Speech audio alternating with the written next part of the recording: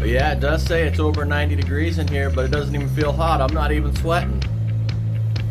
Not even any sweat on my forehead there. So I don't know, either I'm becoming more heat tolerant or maybe I need to get a better thermostat.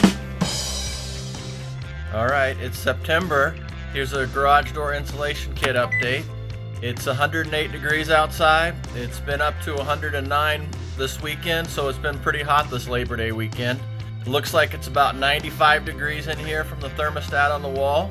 So the garage door insulation kit is keeping things cool in here, but not cool enough. So I'm gonna go ahead and turn the AC on. All right, I got the vent in there. I use a little wedge here to hold the window tight. Turn the AC on.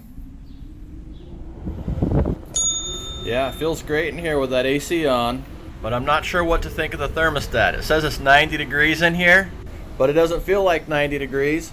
I'm not even sweating in here. So yeah, I don't know, maybe I need a new thermostat.